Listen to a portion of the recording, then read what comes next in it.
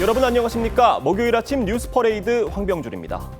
윤석열 대통령 탄핵 소추안이 국회 본회의에 보고됐습니다. 민주당을 포함해 야 6당이 발의했는데 보고 후 24시간 이후 72시간 이내 표결해야 해 이르면 내일 표결이 이루어질 전망입니다. 구민성 기자입니다. 자정을 넘긴 시각, 우원식 국회의장이 국회 본회의장에 입장합니다. 의사국장으로부터 보고가 있겠습니다. 민주당을 포함한 6개 야당이 윤석열 대통령에 대한 탄핵 소추안을 0시 49분쯤 국회 본회의에 보고했습니다. 191인으로부터 대통령 윤석열 탄핵 소추안. 야당은 탄핵안에서 윤 대통령이 3일 선포한 계엄령이 대의민주주의 침해와 헌법, 개헌법, 형법 등을 광범위하게 위반했다는 사유를 제시했습니다. 탄핵안은 본회의에 보고된 뒤 24시간 이후 72시간 이내 표결해야 해 이르면 내일 표결이 이루어질 수 있습니다. 대통령 탄핵안이 가결되려면 제적의원 3분의 2인 국회의원 200명 이상 동의가 필요합니다. 우원식 국회의장을 포함한 야당 의원 전원인 192명이 찬성표를 던져도 국민의힘 찬성 이탈표가 최소 8개 나와야 합니다. 야권은 본회의에서 탄핵안이 부결되면 10일 정기국회가 끝난 뒤 임시국회를 열어 다시 발의하겠다는 입장입니다. 야당은 계엄 선포에 관여한 김용현 국방부 장관 탄핵안도 함께 보고했고 이상민 행정안전부 장관 탄핵도 검토할 방침입니다. 윤 대통령과 계엄사령관을 맡은 박안수 육군참모총장 등은 내란 혐의로도 고발됐습니다. TV조선 구민성입니다. 윤석열 대통령 탄핵안이 국회를 통과하기 위해선 여당의 동참이 필수인데요. 국민의힘은 어젯밤 의총을 열고 탄핵안 반대를 당론으로 채택했습니다.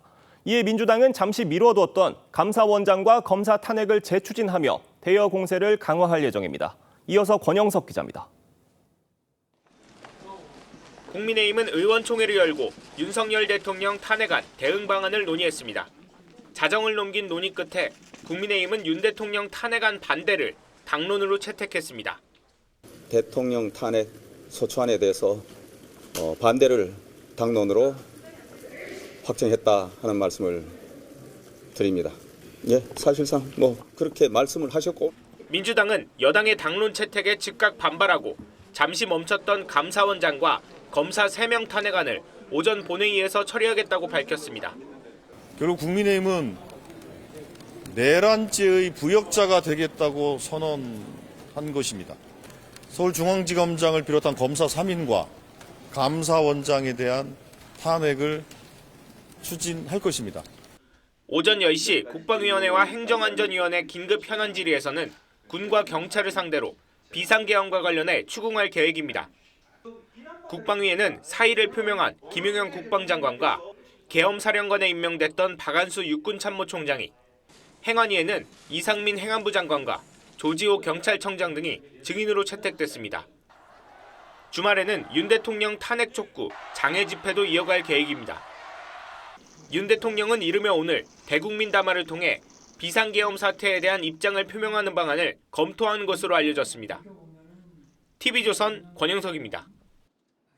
네, 사법부의 두 축인 대법원장과 헌법재판소장은 비상계엄 선포의 위법, 위헌 여부에는 말을 아꼈습니다.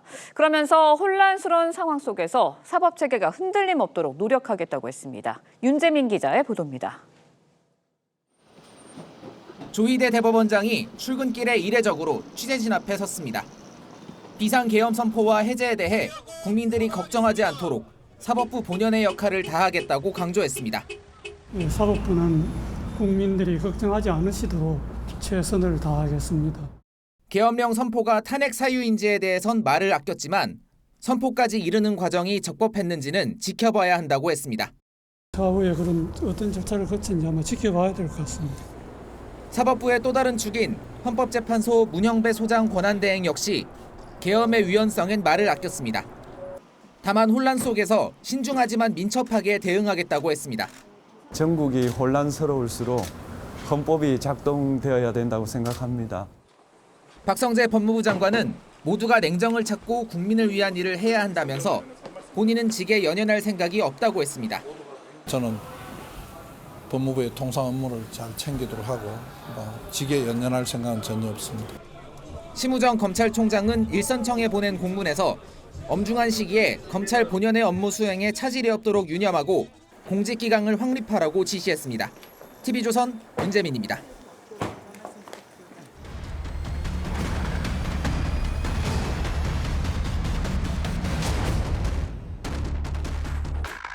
윤석열은 사퇴하라! 대통령 윤석열 탄핵소추안 발의되었습니다. 전해드린 대로 야6당이 국회 본회의에서 윤석열 대통령 탄핵 소추안을 보고했습니다. 네, 패널 4분과 함께 자세한 상황 자세히 짚어보도록 하겠습니다. 김민수 국민의힘 전 대변인, 강성필 전 민주당 국민소통위 부위원장, 정혁진 변호사, 조현산 변호사 함께합니다. 안녕하세요. 안녕하세요.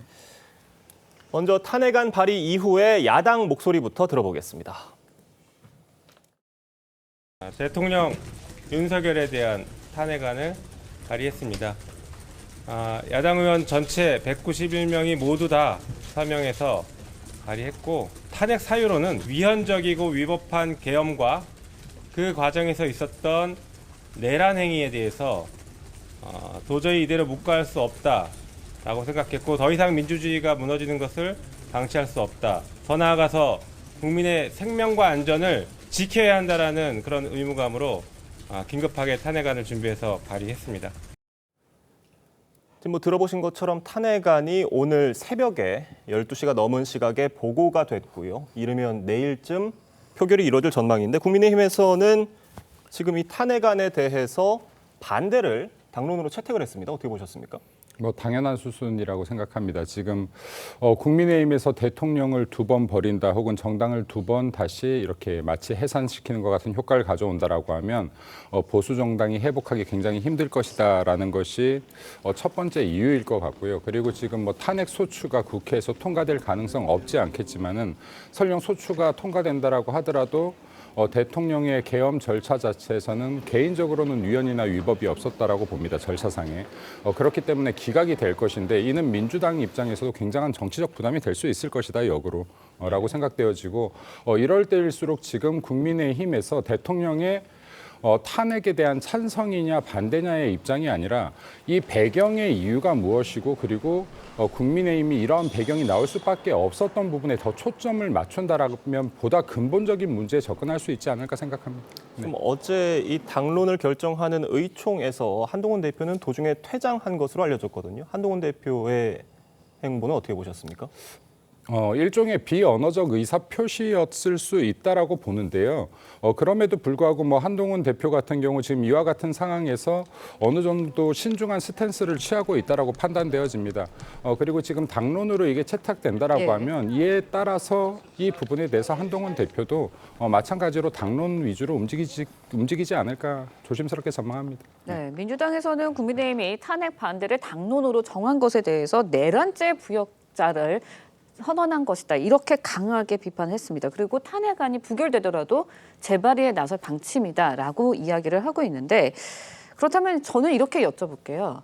민주당에서는 임기 단축 개헌이나 하야 이런 대안은 아예 생각을 하고 있지 않는 건가요? 알다시피 저희 민주당에서는 이 비상계엄이 선포되기 전에는 이 탄핵파와 아니면은 이 개헌파, 이 두 가지로 나눠져 있는 상태였습니다. 근데 지금의 상황을 보면은 이 개헌파가 전혀 개헌에 대해서 얘기를 할 수 있는 상황이 아닌 그 정도로 심각한 상황이 됐다는 점을 말씀을 드리고, 저는 국민의힘에게 말씀드리고 싶은 게, 과거에 박근혜 전 대통령 때도 이 보수 정당이 박근혜 대통령을 버린 게 아니라 국민이 탄핵을 시킨 겁니다.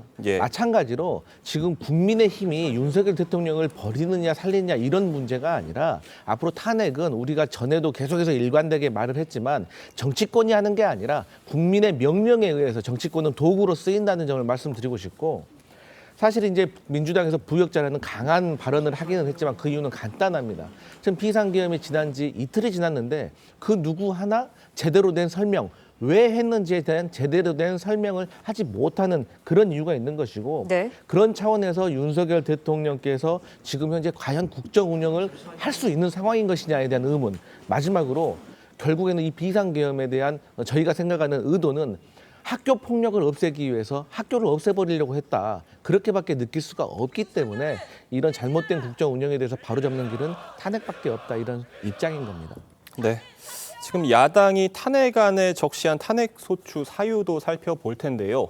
윤석열 대통령의 비상계엄 선포가 위반, 헌법 위반이라는 건데 정혁진 변호사님 보시기엔 어떻습니까? 지금 이번 윤석열 대통령의 계엄령 선포가 이 계엄 요건을 충족했느냐 이에 대해서 지금 여러 가지 의견이 있는 상황이고요.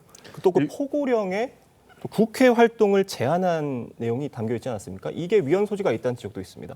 일단은 계엄 사유를 보면요. 헌법 77조에 전시, 전쟁이라는 이야기죠. 사변, 그리고 이에 준하는 국가 비상 상태. 그런데 이에 준하는 국가 비상 상태가 과연 있었는가? 이게 가장 큰 문제가 될 거고요. 더 큰 문제는 뭐냐면은 병력으로서 공공의 안녕 질서를 유지할 필요가 있어야 된단 말이에요. 예. 경찰력을 넘어서는 군사력으로서 공공의 안녕 질서를 유지할 필요가 있었는지 이 부분에 대한 해석이 분분할 텐데 제 개인적인 생각으로도 이전에도 계속 말씀을 드렸지만 뭐 이전에 뭐 김병주 의원, 김민석 의원 이런 분들이 계엄령 발동될 가능성이 있다 이렇게 이야기했을 때 지금 우리나라가 국가 비상 상태냐 병력이 필요하냐 전혀 그렇지 않다 그렇게 말씀을 드린 바가 있었는데 그런데 어쨌든 여기에 대한 1차적인 판단권은 누구한테 있느냐? 비상계엄을 할 상황인지 아닌지에 대한 1차적인 판단은 대통령한테 있는 겁니다. 대통령이 본인이 그렇게 엄중하게 생각이 돼서 비상계엄 발동을 했다. 그다음에 민주당이 늘 주장하는 것처럼 나한테는 헌법상 그런 권한이 있는 거 아니냐. 민주당이 탄핵할 수 있는 권한이 헌법상 부여된 것처럼 대통령에게도 비상계엄을 선포할 권한이 있다. 이렇게 그 생각을 했던 것 같고요. 그다음에 여기에 대한 2차적 판단이 있습니다. 그 2차적 판단은 누가 하는 것이냐? 국회가 하는 겁니다. 국회가 과연 이게 적법하지 않고 그렇기 때문에 탄핵이 될 만한 사유가 된다라고 지금 야당의 모든 국회의원들은 그렇게 생각한다는 거고요. 거기에 여당의 일부 국회의원들도 동조한다라고 하면 그럼 탄핵 절차에 돌입할 수밖에 없는 거고요. 조금 전에 강성필 위원장이 뭐라고 말씀을 갖다 하셨냐. 지난 박근혜 전 대통령 탄핵은 국민이 한 것이다. 맞는 말씀인데 하지만 더 중요한 건 뭐냐면요. 당시 여당의 일부 국회의원들이 탄핵 소추안에 합의하지 않았으면 탄핵 절차에 들어갈 수 없었습니다. 똑같은 비슷한 상황이 지금 초래된 것이 아닌가 싶고 그다음에 이제 마지막으로 최종적으로 3차적으로 판단하는 그 권한은 누구한테 있느냐? 헌법재판소한테 있는 것이다. 저는 그런 생각이 들고요. 그다음에 이제 절차상 그 요건도 중요한데 국무회의 심의가 없었다라고 하면 더 큰 문제가 됐었을 텐데 언론 보도에 따르면 국무회의 심의는 있었던 것으로 보여지니까 그 이후에 국회 통보가 있었는지 없었는지가 또 문제가 될 수 있겠지만 절차상으로는 그렇게 큰 문제는 없지 않았나 싶습니다. 조현삼 변호사님 보시기엔 어떻습니까? 저는 지금 이번에 계엄령 사태가 만약에 이번에 탄핵 사유가 되지 않는다고 한다면 추후에 과연 탄핵 사유가 될 만한 사건이 있을까라는 생각이 들 정도입니다. 실체적 하자와 절차상 하자 모두 다 따져볼 수가 있는데요.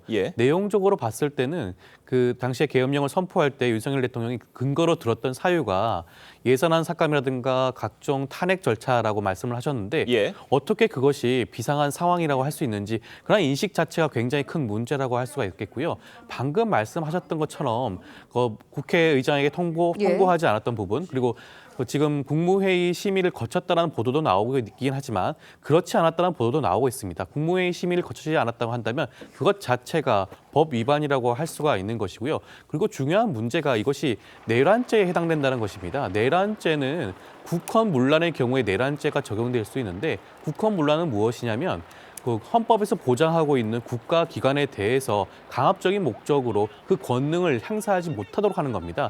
대표적인 경우가 국회라고 할 수가 있는데 이번에 계엄군이 국회에 진입하지 않았습니까? 그리고 창문을 깨고 들어가서 국회의 표결을 방해하려는 그런 목적을 보였는데 그리고 여당, 야당 대표를 체포, 구금할 목적으로 들어간 것으로 보여지는데 이것 자체가 국회의 권능을 해하는 목적이었기 때문에 이것 자체가 내란 목적입니다.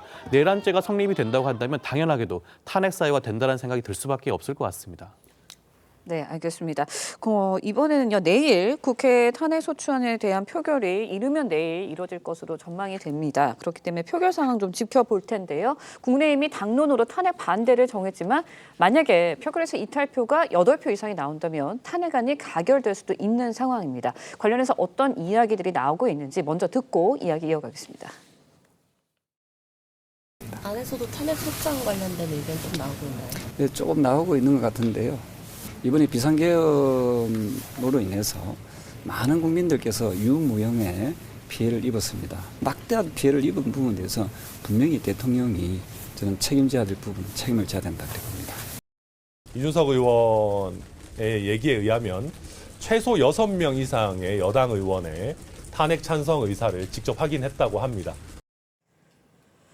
네, 여당에서 이탈표가 8표 이상이 나오면 가결이 돼서 헌법재판소로 넘어가는 상황입니다. 그리고 앞서서도 들으셨지만 최소 6명 이상 탄핵 찬성 의사를 밝혔다. 이런 이야기도 들리고 있거든요. 근데 앞서서요. 계엄령 해제안이 국회를 통과될 때 190명 중에 18명 국민의힘 의원들이 참석을 해서 찬성표를 던졌거든요. 어떻게 보세요?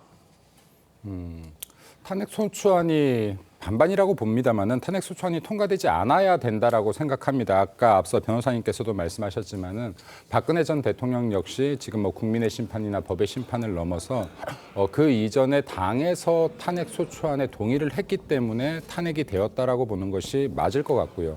그리고 지금 이제 가장 논란이 되고 있는 게 내란죄 같아요. 이 부분인데 내란죄를 대한민국 형법에서는 이렇게 기준하고 있거든요. 대한민국 영토의 전부 또는 일부에서 국가 권력을 배제하거나 이건 지금 대통령 행위에서 해당이 안 되죠. 그렇기 때문에 앞서 지금 이제 민주당 측에서 계속 이야기하는 게 국헌을 문란케 했다라는 거예요. 근데 국헌을 문란케 했다라는 뜻은 무엇이냐라고 하면 헌법과 법률이 정한 적합한 절차를 지키지 않았다는 겁니다. 자, 그럼 이거 민주당 이야기 좀 하고 넘어갈게요. 법률과 헌법이 정하는 절차를 지키지 않는 건 민주당이 지금까지 진행했던 18번의 탄핵에서도 마찬가지예요. 예. 여기에 지금 실체적 절차적인 모든 문제들을 다 있습니다. 지금 탄핵 역시도 마찬가지로 실체적인 진실이 있어야지 추진할 수 있음에도 불구하고 이러한 행위들을 통해서 계속해서 국헌을 문란케 하고 있었습니다.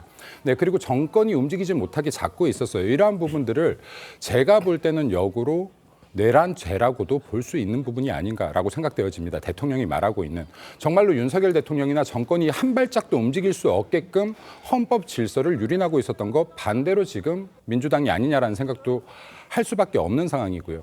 또 하나 말씀드리고 싶은 것은 민노총 내부에서 지금 100번 이상의 북한 지령문이 발견돼서 유죄 판결까지 받았는데 이러한 민노총이 대한민국의 광화문 광장을 정말 3일이 멀다 하고 다 차지하고 시 집회하고 있습니다.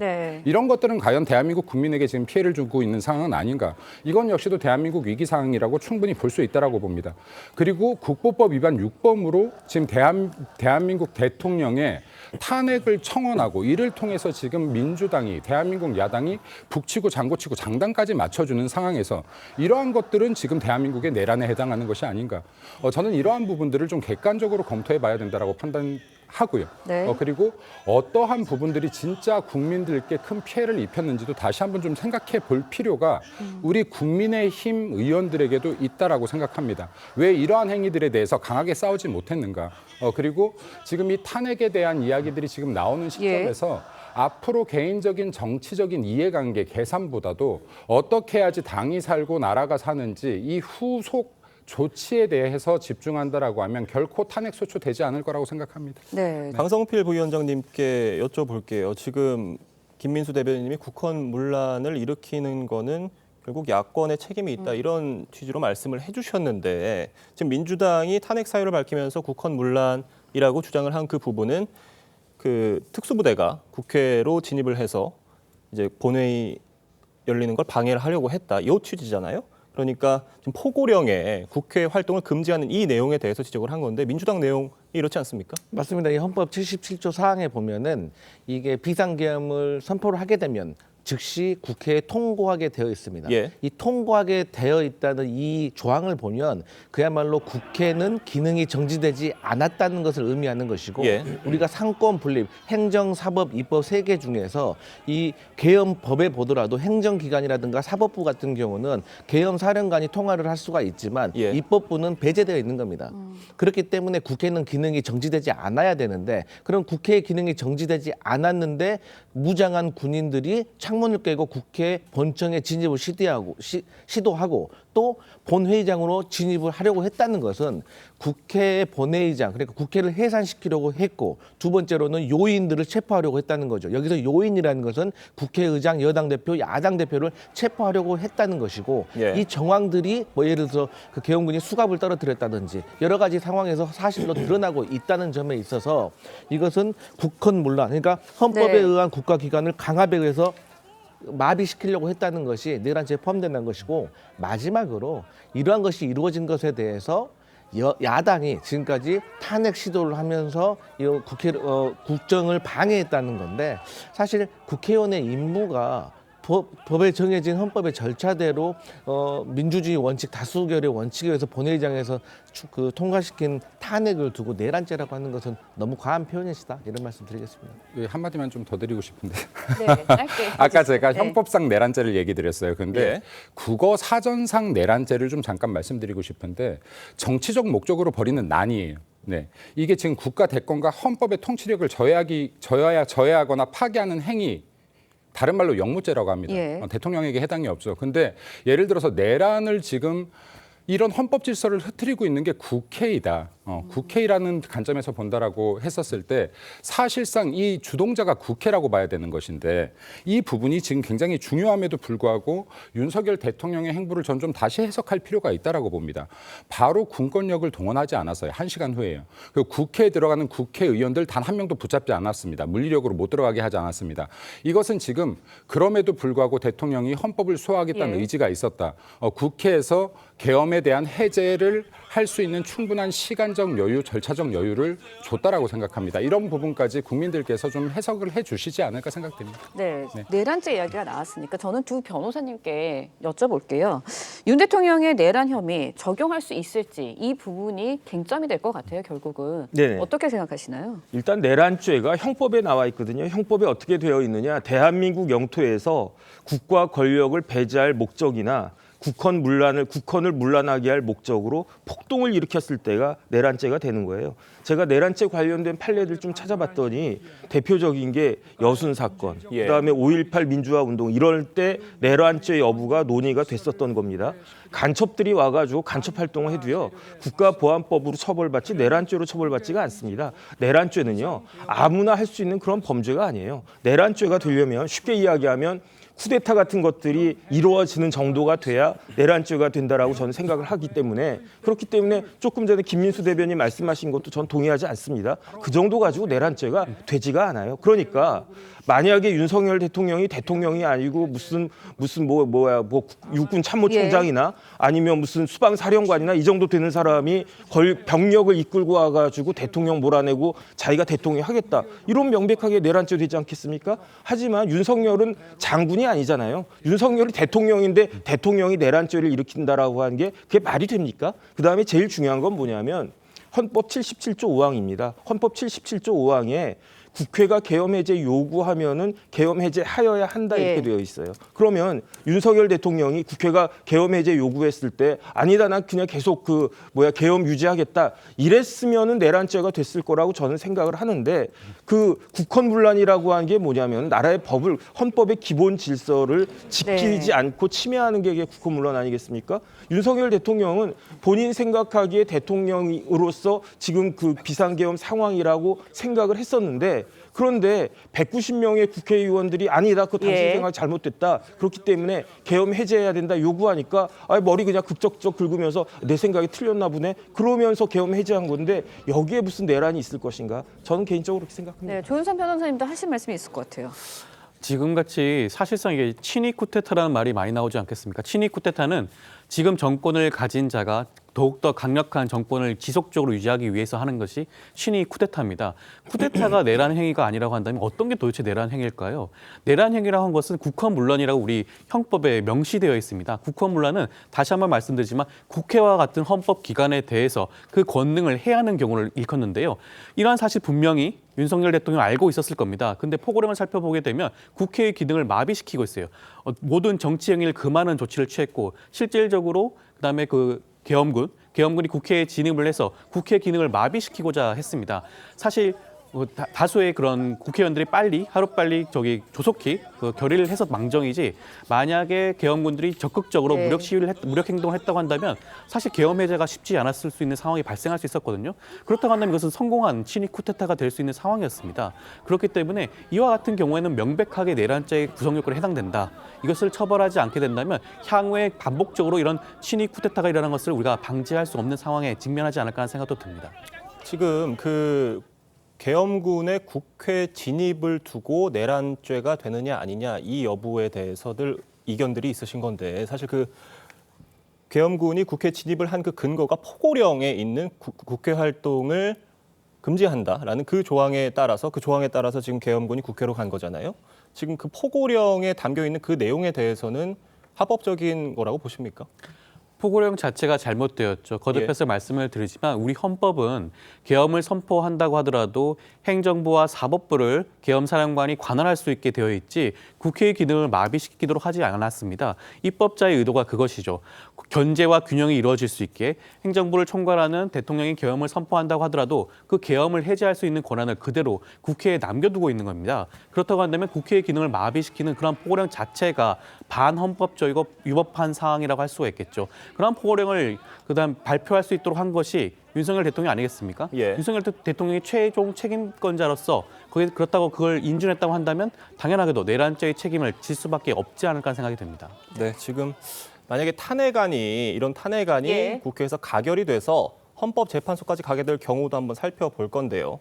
지금 현재는 3명의 재판관이 공석인 6인 체제가 계속되고 있는데 이 상태에서 탄핵안에 대한 결정이 나올 수 있을지 논란이 있잖아요. 정혁진 변호사님 보시기 어떻습니까? 지금 상황에서는 탄핵안 결정이 나올 수가 없습니다. 예. 왜냐하면 헌법재판소는 최소한 7명은 있어야지 이제 그 헌법재판소가 기능할 수 있도록 그렇게 규정하고 있는데 아마 윤석열 대통령이 비상계엄을 해야 되겠다라고 생각한 이유 중에 하나가 헌법재판소를 식물재판소로 만들고 있는 상황이 그것도 하나가 예. 있지 않을까 저는 그런 생각이 드는데요. 헌법재판관 9명으로 구성되어 있는데 3명은 대통령이, 3명은 대법원장이, 그다음에 나머지 3명은 국회에서 지명하고 누가 임명하느냐? 대통령이 임명하도록 되어 있습니다. 그러니까 이 코미디 같은 상황인데요. 만약에 윤석열 대통령이 내가 탄핵될 수 있겠다 그런 생각이 들면 국회에서 3명을 지명해도 대통령이 임명하지 않으면 그만인 겁니다. 그렇게 되니까 이런 코미디 같은 상황을 만든 국회가 지금과 같은 상황이 반전이 있었다라고 해가지고 너무 이렇게 목소리를 높인 것이 맞는 것인가 저는 그런 생각이 들고 네. 어쨌든 지금 헌법재판소가 식물재판소가 되었기 때문에 이진숙 방통위원장부터 시작해가지고 모든 절차가 쭉 정지되어 있지 않았습니까? 그러니까 하루라도 빨리 국회는 지명을 하고 윤석열 대통령은 지명된 헌법재판관 후보자들을 임명해야 된다. 저 그렇게 생각합니다. 물론 지금 김민수 대변인님이랑 정혁진 변호사님 말씀해 주셨던 지금 현 상황, 야당이 일으키고 있는 현 상황, 입법 폭주, 또 예산농단 이런 것들 윤석열 대통령이 이제 탄핵의 사유로 언급해 주었던 부분들도 일부 사실인 부분들도 없지 않은데 이런 문제들을 해결하기 위해서 과연 계엄을 선포한 게 맞았는지에 대해서 공감할 국민들이 얼마나 될지는 정말 많지 않을 것 같아요. 어떻게 보십니까? 네, 그렇기 때문에 이번에 계엄 선포 자체가 실체적 내용상 하자가 있다는 겁니다. 사실 그 헌법과 계엄법에 따르면 계엄을 선포하기 위해서는 전시 상황입니다. 쉽게 말하면 전쟁이 발생했거나 굉장히 심각한 소요 사태가 발생한 경우를 말하는데 그 어디에도 해당하지가 않죠. 예산안 삭감이라든가 탄핵 절차 같은 경우에는 예. 국회가 가지고 있는 권한입니다. 그 민주적인 절차에 따라서 그 권한을 행사했음에도 불구하고 여기에 대해서 반헌법적이고 반위법적인 행동을 통해서 계엄을 선포하는 자체가 문제가 있다는 말씀이죠. 네. 네, 윤석열 대통령의 비상계엄 선포 이후에요. 그 배경을 두고도 이런저런 분석이 나오고 있습니다. 네. 계엄 선포 당시 윤석열 대통령 발언 다시 들어보겠습니다. 국민의 삶은 안중에도 없고 오로지 탄핵과 특검, 야당 대표의 방탄으로 국정이 마비 상태에 있습니다. 패약질을 일삼은 망국의 원흉, 반국가 세력을 반드시 척결하겠습니다. 어제 한동훈 대표와 추경호 총리 추경호 원내대표 예. 그리고 한덕수 총리가 윤석열 대통령을 1시간가량 회동을 했는데 그 자리에서 윤석열 대통령이 나는 잘못이 없다 이런 입장을 얘기한 것으로 알려졌어요. 아까 변호사님께서 얘기했지만 내란이라는 것이 지금 국민이 선택한 권력을 흔들고 찬탈하기 위한 것인데 이때까지 민주당의 행보를 보면요. 지금 사실상 대선 불복을 해왔다라고 네. 봐도 무방해요. 그리고 지금 이를 위해서 국회를 마비시켰고 국회 민주적 절차들을 다 무시하면서 지금 탄핵이라든지 다 해왔습니다. 그래서 저는 개인적으로 대통령의 계엄 결정이 굉장히 아쉽습니다. 예. 계엄이라는 정치적 리스크를 안을 거였다라면 차라리 민주당에 대해서 위헌정당 해산 심판 청구를 했어야지 전 맞다라고 봐요. 예. 왜냐하면 지금 위헌정당 해산 심판 청구 같은 경우는 정당의 목적이나 활동이 민주적 기본 질서에 위배되면은 국무회의 심의를 거쳐서 헌재에 청구할 수 있게끔 돼 있습니다. 그런데 민주당이 이때까지 해왔던 건 민주적 기본 질서를 해하는 행위들을 굉장히 많이 해왔습니다. 지금도 네. 마찬가지입니다. 예. 이재명 대표의 방탄을 위해서 이러한 국회의 기능 자체를 마비시켜왔다라고 봐도 무방한 것인데요. 이러한 배경에 대해서 민주당 역시도 반성해야 되는 것이고 또 이러한 민주당을 제대로 저지하지 못했던 국민의힘도 반성해야 되는 것이고 지금 이 상황에서 여야 할 거 없이 이 배경들에 대한 반성도 돌이켜보고 국민을 생각한다라고 하면 지금 대통령에 대한 탄핵을 운운하는 것이 아니라 더 나은 발전 방향을 모색할 수 있는 계기도 만들 수 있다고 생각합니다. 네. 말씀해 주신 거 보면은 결국 계엄령 선포까지 민주당이 결국 국회를 좀 과반 의석을 가지고 있기 때문에 국회를 장악하고 결국은 국정 운영을 좀 마비시키고 장애를 준 거 아니냐 이런 말씀이신 것 같아요. 여기에 대해서 하신 말씀 있을 것 같은데요. 그러면 지금 대통령께서 비상계엄 하게 만든 게 야당이니까 그럼 지금 야당이 사과해야 되는 상황입니까? 여기에 대해서 동의하는 국민들이 몇 분이나 계실까요? 그리고 저는 이해할 수가 없는 게 사실 이제 대통령께서 비상계엄을 담화문을 보잖아요. 그러면 아이돌봄 수당, 청년 일자리 이런 얘기를 하세요.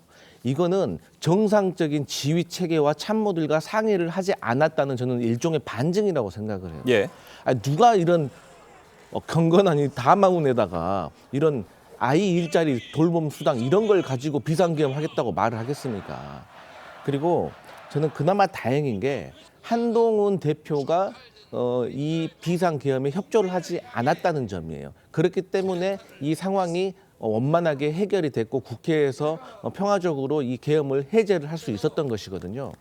그런데 이 대통령께서는 국회가 과반을 차지하고 있기 때문에 계엄을 해제시킬 수 없도록 만들기 위해서 그래서 저는 국방부 장관과 협의를 통해서 이 군인들 무장한 군인들을 국회에 진입을 시켰다고 생각을 하고 또 그 증거로서 김용현 국방부 장관이 대통령께 사의를 표하고 또 그 국방부 직원들에게 계엄 해제를 지시를 하면서 중과 부족이라는 말을 했습니다. 이게 뭡니까? 수가 부족해서 대적할 수 없다. 이것은 국회 해산까지 시도를 하려고 했던 겁니다. 그렇기 때문에 국회가 과반이 야당이 차지하고 있음에도 불구하고 이런 비상계엄을 시도를 했던 것이라고 생각을 하고 여기에 대해서는 저는 국민들의 준엄한 심판이 있을 거라고 봅니다. 네.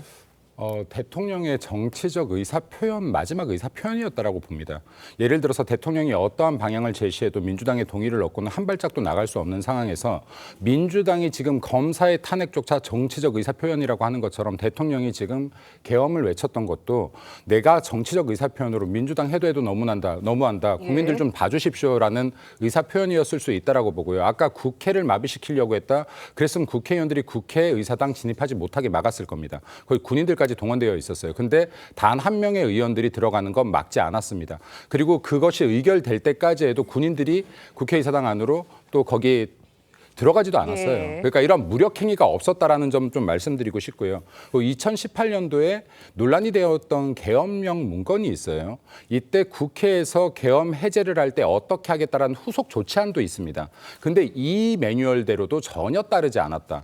이는 윤석열 대통령이 실제로 계엄을 하고 그리고 또 국회 해산 청구에도 불구하고 이 해제에도 불구하고 계엄을 유지하고자 하는 마음이 없었다. 문을 열어놓고 있었다라고 보는 것이 보다 합리적인 판단 아닐까 생각됩니다. 제가 짧게 발언을 드릴 수밖에 없는 게 예. 그러면은 군인들이 막지 않고 경찰도 막지 않는데 국회의장은 필요 없이 담 넘어갑니까?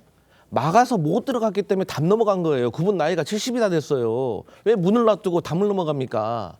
그리고 가장 중요한 점을 놓치고 계시는데 이 군인들조차도요. 요즘 군인들은 이러한 비정상적인 계엄에 대해서 이해를 못하는 거예요. 그렇기 때문에 이 군인들이 해제가 돼서 국회 밖을 나갈 때 시민들한테 사과하고 갔어요. 죄송하다고. 그래서 이러한 것들이 종합적으로 이게 만들어졌기 때문에 계엄이 실패한 것이다 그렇게 보는 것이지 이 지금 뭐 국회를 해산시키려고 했던 시도가 없었다는 것은 차후에 밝혀지겠지만 너무 과도한 주장이다 이렇게 봅니다. 네, 물론 지금 저희 자료 화면으로 나가고 있는데요. 우원식 국회의장이 담을 넘어가는 모습이 나왔었고요. 지금 이재명 대표가 국회의사당 담을 넘어가는 모습인데 이게 경찰이 국회의원들을 포함해서 출입을 통제하는 상황을 우왕좌왕하는 상황이 있었던 것으로 보여요. 그래서 국민의힘에서도 그런 상황 때문에 의원들을 당사로 가느냐 또 국회의사당 본관으로 가느냐를 두고도 우왕좌왕하는 상황이 있었고 추경호 대표는 그 과정에서 의원들 대다수를 또 당사로 모이게 하는 그런 결정을 내린 데 대해서 결정을 내렸는데 이에 대해서 비판이 있는 것 같고요. 정혁진 변호사님께는 요거 한번 여쭤볼게요. 야권에서는요. 지금 김건희 여사 특검이나 명태균 씨 추가 폭로가 이번 계엄령 선포에 영향을 준 것이 아니냐 이런 주장이 나오는데 결국 윤석열 대통령이 이번 계엄 선포를 왜 하게 됐을까에 대한 지금 여러 가지 가설들이 나오는 것 같아요. 글쎄요, 저는 도저히 추측이 안 되는데 그럼에도 불구하고 객관적인 상황을 보면 계엄령 선포가 언제 있었습니까? 3일 밤에 있었어요. 3일 밤 한 11시 더 거의 다 돼가지고 그런데 3일로부터 일주일 뒤인 12월 10일, 오는 12월 10일 다음 주 화요일입니다. 그때 뭐가 예정이 되어 있었습니까? 김 여사 특검법에 대한 재의결이 예정이 되어 있었고요. 여기에 이제 국민의힘 의원들이 혹시 동조해가지고 재의결 되는 것이 아닐까 이런 것들에 대한 논의가 사실 많이 있지 않았습니까? 저는 개인적으로 어떻게 생각했냐면요. 만약에 대통령이 거부권을 행사했는데 그럼에도 불구하고 재의결로 통과가 됐다. 그러면 그때부터는 대통령 레임덕이 오기 시작한 것이다. 명백하다. 대통령 임기가 얼마나 많이 남아있든지 간에 그게 중요한 게 아니고 재의결이 되는 순간 거부권이 무력화되는 순간 그 대통령의 그 레임덕이 시작되는 거 아니냐. 개인적으로 그렇게 생각을 했었는데요. 그 영향이 혹시 있지 않았을까 저는 그 생각은 하고 있고요. 그다음에 제가 이제 그 언론 기사를 보니까 이준석 의원이 뭐라고 이야기했느냐. 이준석 의원이 명태균 씨하고 굉장히 가깝지 않습니까? 그런데 그 명태균 씨가 최근에 뭐라고 이야기했느냐. 일반 검찰 안 되고 특검해야 된다 그렇게 이야기했잖아요. 여기에 대해서 이준석 의원이 뭐라고 해석했냐면은 명태균이 특검하자라고 하는 거는 명태균이 가지고 있는 자료를 적극적으로 다 풀겠다. 이런 내용이다라고 그 이준석 의원이 이야기를 하는 걸 보니까 아 그러면은 혹시 명태균이 가지고 있는 자료 중에 파괴력이 있는 것들이 있는 거 아닌가? 이런 것들이 대통령한테 부담이 될 수 있었나? 이런 추측은 할 수 있을지 모르겠는데 정확한 걸 누가 할 수 있겠습니까? 제 마음 나도 모르는데 대통령 마음을 제가 어떻게 알겠습니까? 네, 알겠습니다. 지금 조현삼 변호사님께는 이거 한번 여쭤볼게요. 윤 대통령에게 비상계엄을 건의한 것으로 알려진 지금 김용현 국방장관이 사의를 표명을 했는데 이분이 충암고 1년 선배입니다. 윤석열 대통령 1년 선배고요. 지금 이 때문에 어떤 충암고 라인이 이번 계엄령 선포를 주도를 한 게 아니냐 이런 음모론이 나왔었는데 그게 결국 실현된 거 아니냐 현실화된 거 아니냐 이런 비판들이 나오고 있거든요. 결국 이들에 대한 처벌도 이루어질 수 있을지 어떻게 보십니까? 김용현 국방장관의 경우에는 본인 스스로 자인을 했습니다. 본인이 계엄을 건의를 했다 대통령에게. 대통령에게 계엄령을 건의할 수 있는 사람이 김용현 국방장관과 해안부 장관 아니겠습니까? 세 명 모두 다 충암고 출신입니다. 대통령을 포함해서요. 그렇기 때문에 과거에 충암고 라인이 사실상 군권을 장악하기 위해서 김용현 국방부 장관을 임명한 게 아닌가. 그리고 계엄을 준비하는 게 아닌가라는 말들이 많았죠. 현실적으로 계엄이 선포가 되었고 진행이 되었습니다. 김용현 국방부 장관은 당연히 계엄 선포에 관련된 책임을 물을 수밖에 없는 것이고요. 단순한 사임으로 끝날 게 아닙니다. 내란죄의 경우에는 내란죄 수괴뿐만 아니라 중요 참가자도 마찬가지로 처벌받게 되어 있고요. 단순 참가자조차도 처벌받게 되어 있습니다. 김용현 장관의 경우에는 적극적으로 가담했다고 할 수가 있고요. 수괴가 아니더라도 적극적인 가담자이기 때문에 사형이나 무기징역 5년 이상의 처벌을 받을 수 있는 중범죄자입니다. 당연히 후속적으로 형사처벌을 받아야 된다는 생각이 분명히 들고요.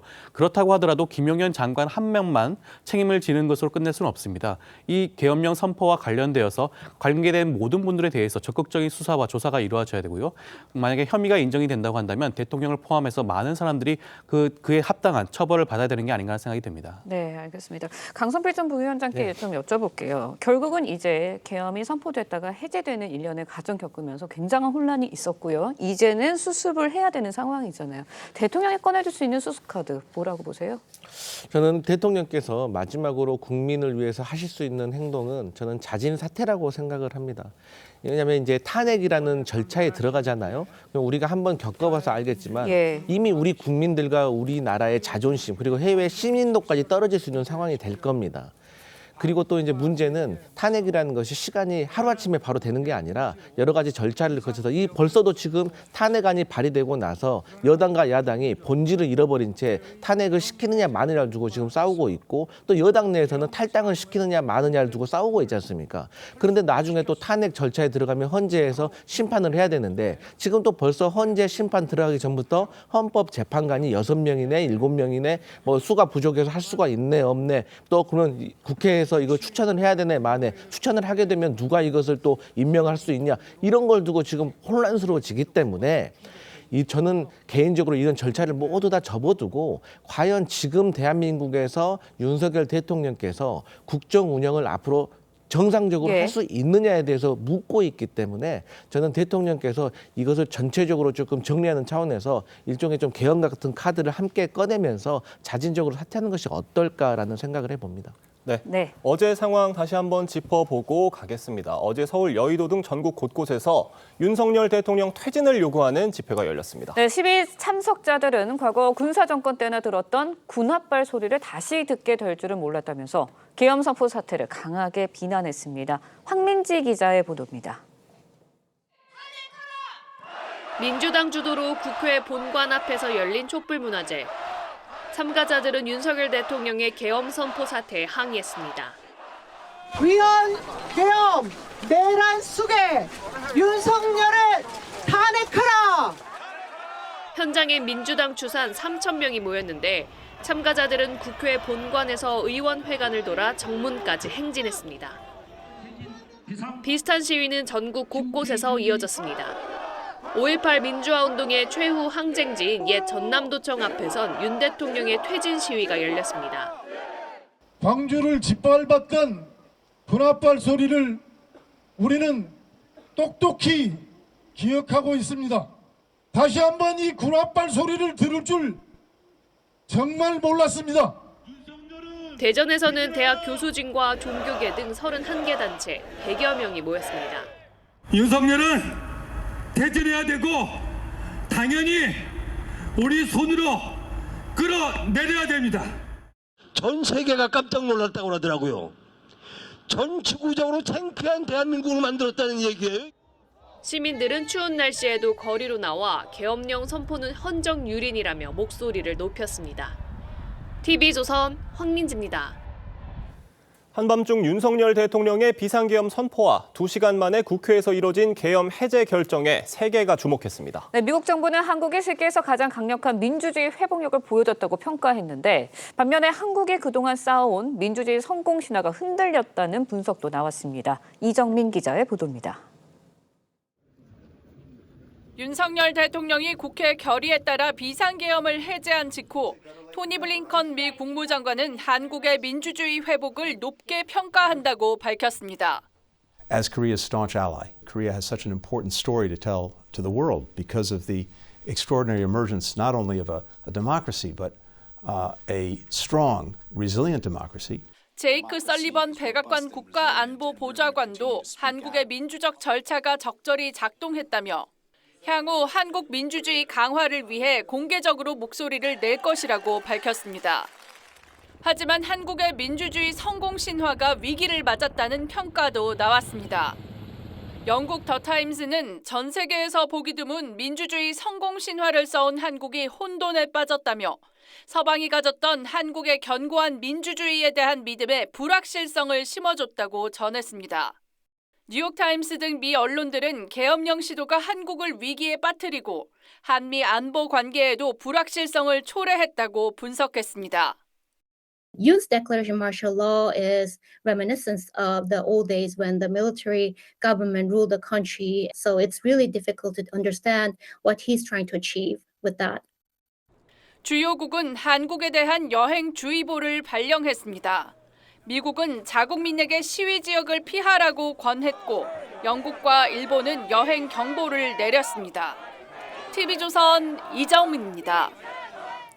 지금 뭐 외신들은 물론이고요. 외국 정부들도 이번 계엄령 선포에 네. 대해서 굉장히 우려 섞인 반응들을 내놨거든요. 이런 것들이 한국 외교에 어떤 영향 줄 것으로 보십니까? 일단 그 신속하게 조치가 됐고 법적 절차에 따라서 지금 계엄 해제가 되었기 때문에 이러한 위기들에 대해서는 빠른 속도로 가라앉을 거라고 봅니다. 그리고 대한민국의 민주주의 분명히 위기가 맞습니다. 지금 국회로부터 시작해서요. 대한민국 민주주의 당연히 대화와 협치가 민주주의의 근간인데 이게 사라진 지 이미 21대부터 오래되었습니다. 그리고 윤석열 대통령의 행위 자체가 국민들로부터의 비판을 피하기는 쉽지 않다라고 봅니다. 하지만 저희도 한번 해석을 해봄이 좋지 않겠는가. 대한민국이 사라져가는 진짜 민주주의에 대해서 다시 복원하고자 하는 노력이었을 수도 있다라고 평가해 주시길 바랍니다. 네, 일단 이번 사태에 대해서 외국의 정상들도 굉장히 관심을 갖고 외국 사람들도 많은 보도들이 나왔거든요. 그런데 우리나라가 외국 정상이랑도 외교를 하잖아요. 그렇다 보니까 이번 사태에 대해서 대통령이 조금 더 설명을 진지하게 더 해줬어야 되는 거 아니냐, 적극적으로 해줬어야 되는 거 아니냐, 이런 지적들도 나오고 있는데 어떻게 보세요? 윤석열 대통령 측에서 당연하게도 대통령 차원에서 이런 계엄 사태에 대해서 진지하게 답변을 하셔야 되는 게 맞습니다. 향후 정상 외교라든가 여러 가지 외교 절차에 있어서 어떻게 다른 정상들을 대할지를 생각해 본다면 과연 지금에 말하는 답변 자체가 납득할 수 있는 수준인지가 좀 의문스럽다고 할 수가 있겠고요. 그래도 그나마 다행인 것은 민주적인 절차를 통해서 계엄이 해제되었기 때문에 우리나라가 얼마나 민주주의가 뿌리 깊게 내려 있는지를 아마 여러 정상분들이 아실 수 있는 기회가 됐다는 점에서는 그나마 다행이라고 생각이 됩니다. 정혁진 변호사님께는 이거 한번 여쭤볼게요. 네. 지금 뭐 일단은 진정되는 분위기긴 한데 이 리스크가 계속된다면 우리 경제가 큰 수렁에 빠지는 거 아니냐 이런 우려도 나오고 있습니다. 그러니까요. 정치가 경제와 기업들에 도움이 돼야 되는데 오히려 이거는 발목을 잡은 거 아니겠습니까? 다른 건 다 떠나가지고 윤석열 대통령은 진짜 이런 말도 안 되는 비상계엄 선포로 인해 가지고 우리나라 경제에 큰 부담을 줬다. 이 부분에 대해서만이라도 진솔한 석고되지 않은 그런 사과가 필요한 것이 아닌가 싶습니다. 네, 알겠습니다. 오늘 말씀은 여기까지 듣도록 하겠습니다. 나와주셔서 감사합니다. 고맙습니다. 전국 철도 노조가 오늘부터 파업에 들어갑니다. KTX와 무궁화 등 전국 모든 노선과 수도권 13, 4호선 일부 구간 운행에 출근길 시민 불편이 불가피할 전망입니다. 황민지 기자의 보도입니다. 전국 철도 노조는 코레일과 임금 인상 등을 놓고 막판 협상을 벌였지만 결국 접점을 찾지 못했습니다. 이에 따라 오늘부터 무기한 총파업에 들어갔습니다. 지난해 9월 이후 1년 3개월 만입니다. 이에 따라 오늘 첫 차부터 출근길 차질이 불가피해졌습니다. 수도권 1, 3, 4호선과 경의 중앙선, 수인 분당선 등은 출퇴근 시간대엔 평소 대비 90%, 전체 시간대로는 76% 수준으로 운행량이 줄어듭니다.